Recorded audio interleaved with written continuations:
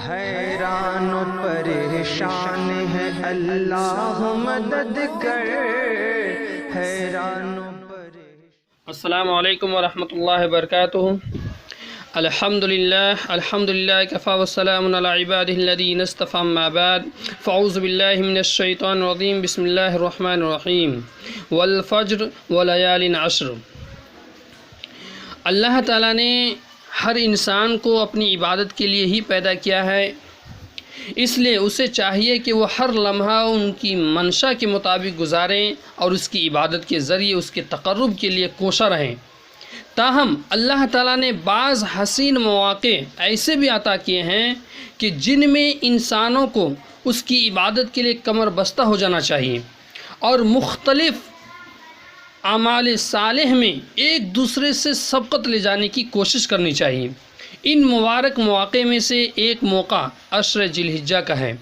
یہ وہ ایام ہیں جن کے افضل الایام ہونے کی شہادت رسول پاک صلی اللہ علیہ وسلم نے دی ہے،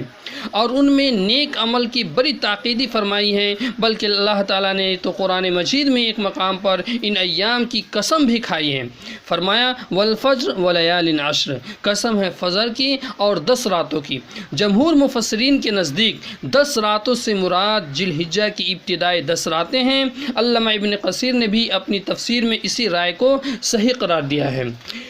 اس سے معلوم ہوا کہ دنیا کے تمام ایام میں یا ایام افضل ہیں، اس لیے یہ ایام افضل ہیں کہ نبی صلی اللہ علیہ وسلم نے ارشاد فرمایا۔ حضرت جابر رضی اللہ عنہ بیان کرتے ہیں کہ نبی کریم صلی اللہ علیہ وسلم نے ارشاد فرمایا افضل ایام الدنیا ایام العشر، یعنی عشر ذی الحجہ، قیل ولا مثلہن فی سبیل اللہ، قال ولا مثلہن فی سبیل اللہ الا رجل افر وجہہ فی التراب۔ دنیا کے جتنے بھی ایام ہیں، دنیا کے سارے ایام کے مقابلے میں 10 ایام یعنی عشر ذی الحجہ سب سے زیادہ افضل ہیں۔ آپ سے پوچھا گیا، سوال کیا گیا کہ اگر اتنے ہی دن جہاد فی سبیل اللہ میں گزارے جائیں تو وہ بھی ان کے برابر نہیں ہیں، تو آپ نے فرمایا جہاد فی سبیل اللہ میں گزارے ہوئے دن بھی ان جیسے نہیں سوائے اس شخص کے جو شہید ہو جائے۔ اسی طرح حضرت عبداللہ بن عباس رضی اللہ عنہ بیان کرتے ہیں کہ رسول صلی اللہ علیہ وسلم نے ارشاد فرمایا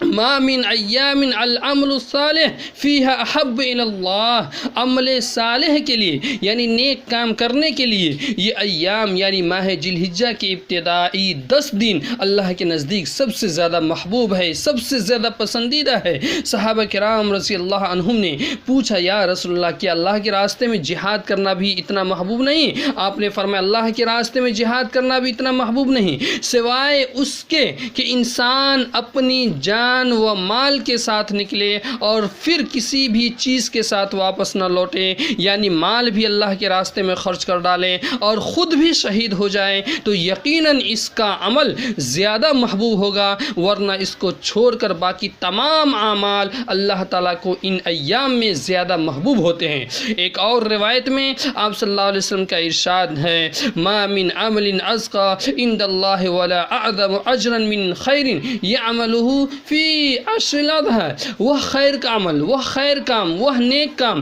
جو قربانی کے عشرہ میں کیا جائے اللہ تعالیٰ کے ہاں اس سے زیادہ پاکیزہ اور اس سے زیادہ اجر والا عمل کوئی نہیں ہے۔ پوچھا گیا جہاد فی سبیل اللہ بھی نہیں؟ تو آپ صلی اللہ علیہ وسلم نے فرمایا جہاد فی سبیل اللہ بھی نہیں سوائے اس شخص کے جو اپنی جان اور مال کے ساتھ نکلے، پھر مال بھی قربان کر دے اور اپنی جان بھی۔ راوی حدیث کہتے ہیں کہ اس حدیث کی بنا پر سعید بن زبیر رضی اللہ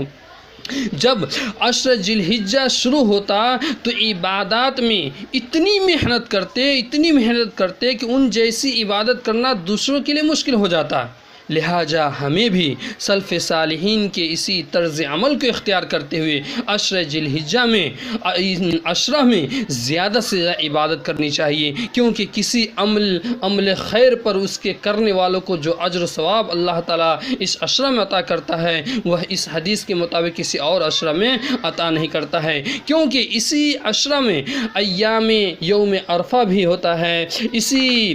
ایام میں یوم النحر بھی ہیں، یہ ایسی ایام ہیں، ان ایام میں متعدد اہم ترین عبادتیں ایک ساتھ جمع ہو جاتی ہیں، کیونکہ عشر ذی الحجہ کی جو فضیلت ہیں، جو معلوم ہوا، وہ ساری اہم ترین عبادتیں اس عشرہ میں جمع ہو جاتی ہیں، اور وہ ہے نماز، روزہ، صدقہ اور حج۔ اللہ تبارک و تعالیٰ سے دعا ہے کہ اللہ تبارک و تعالیٰ ہم تمام لوگوں کو اس عشرہ میں، عشر ذی الحجہ میں زیادہ سے زیادہ عبادت کرنے کی توفیق عطا فرمائے، آمین۔